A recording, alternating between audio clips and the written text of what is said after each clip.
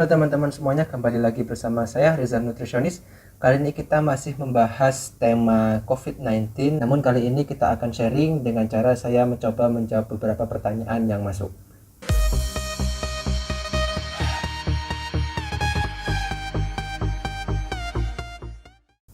Oke, pertanyaan pertama, dalam situasi seperti ini, apakah aman untuk melakukan defisit kalori tetapi tetap terkontrol, yaitu min 500 dari kalori maintenance?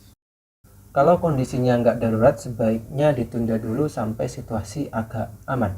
Maksudnya darurat adalah kalau misalkan IMT-nya teman-teman, status gizinya sudah benar-benar berlebih, obesitas ataupun overweight.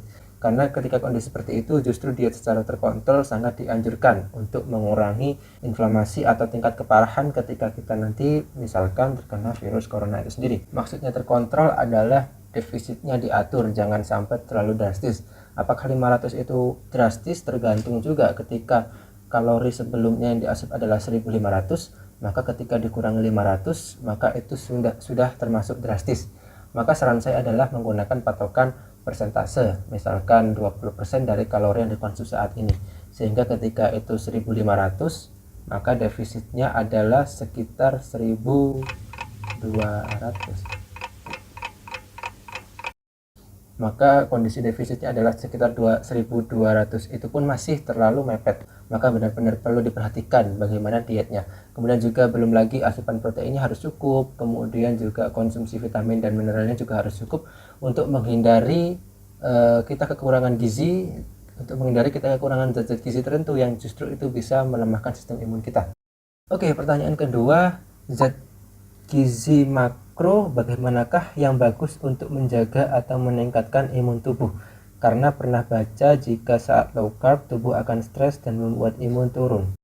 Nah, ini teman-teman mungkin ada hubungannya. Ketika kita diet low carb, maka kerja hormon akan ada yang terganggu. Misalkan hormon leptin atau hormon kenyang itu akan turun, kemudian hormon kortisol atau hormon stres itu akan meningkat. Tentunya ini akan berdampak pada sistem kekebalan tubuh kita. Nah, sebaliknya juga teman-teman, diet terlalu rendah lemak itu juga dapat mengganggu keseimbangan hormon juga. Beberapa referensi menyatakan bahwa konsumsi paling minimal asupan lemak adalah sekitar 20% dari total asupan kalori harian, sehingga diharapkan tidak kurang dari 20%. Jadi bagaimana yang bagus komposisi zat gizi makronya? Jawabannya adalah yang sesuai dengan pedoman atau prinsip gizi seimbang. Proteinnya 15-20% dari total kalori harian. Kalau olahraga bahkan bisa ditingkatkan sampai 25 atau 30%. Kemudian lemaknya 20-35% dari total kebutuhan kalori harian. Dan juga karbohidratnya sekitar 55-65% dari kebutuhan kalori harian. Oke, pertanyaan selanjutnya. Di kondisi saat ini, tubuh sepertinya butuh asupan vitamin lebih banyak. Untuk penderita gangguan lambung, apabila tidak bisa mengonsumsi suplemen vitamin C, apa cukup dengan hanya mengonsumsi makanan harian, contohnya jeruk? Jawabannya adalah bisa, teman-teman. Suplemen itu seperti namanya adalah tambahan. Jadi kalau namanya tambahan itu bukan suatu keharusan atau kewajiban. Suplemen itu nggak harus, tapi jadi kebutuhan kalau misalkan konsumsi dari makanan sehari-hari itu kurang. Teman-teman bisa lihat contoh sumber makanan tinggi vitamin C seperti ini.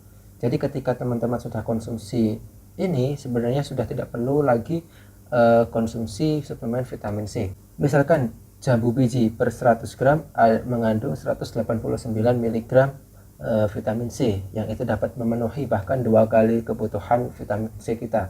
Kemudian ada jeruk yang jika kita konsumsi 2 kali sehari, maka itu sudah bisa mencukupi kebutuhan vitamin C kita. Nah, untuk saat-saat seperti ini teman-teman, konsumsi vitamin C sebenarnya bisa ditingkatkan sampai nominal 200-1000 mg per hari untuk membantu mengoptimalkan sistem imun kita. Tapi sebenarnya 95 mg itu sudah cukup.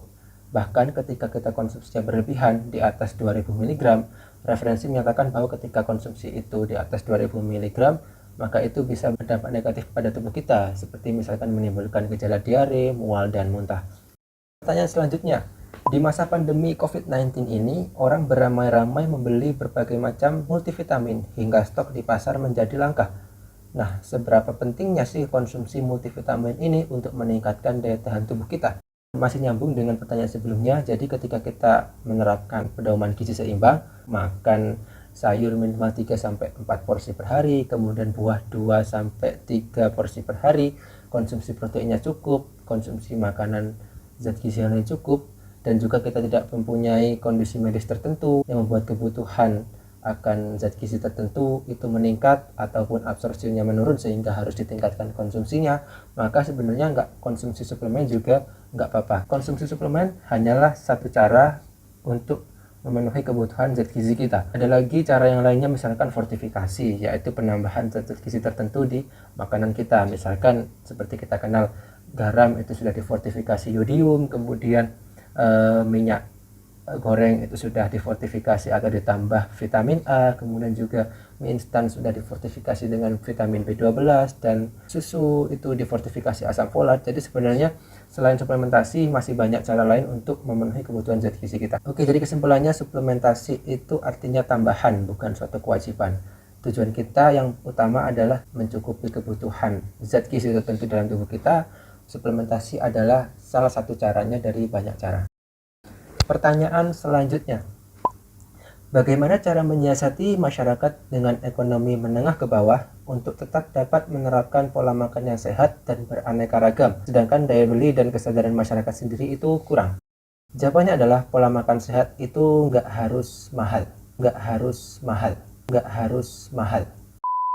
Sebenarnya saya ada materi simulasi kebutuhan budget per hari untuk belanja bahan makanan yang bergizi seimbang, mulai dari budget yang paling minimalis sampai budget yang paling maksimalis. Kapan-kapan mungkin akan saya bagikan di video-video selanjutnya. Tapi intinya teman-teman, ketika kita belanja sendiri di pasar itu justru pengeluaran kita itu lebih sedikit daripada kita beli makan di warung. Sayur-sayuran banyak yang murah meriah, kemudian lauk pauk juga banyak yang murah meriah. Sebenarnya yang agak jadi masalah itu bukan masalah budget atau dana, tetapi tentang kurangnya kesadaran masyarakat itu sendiri tentang pentingnya pola makan yang sehat.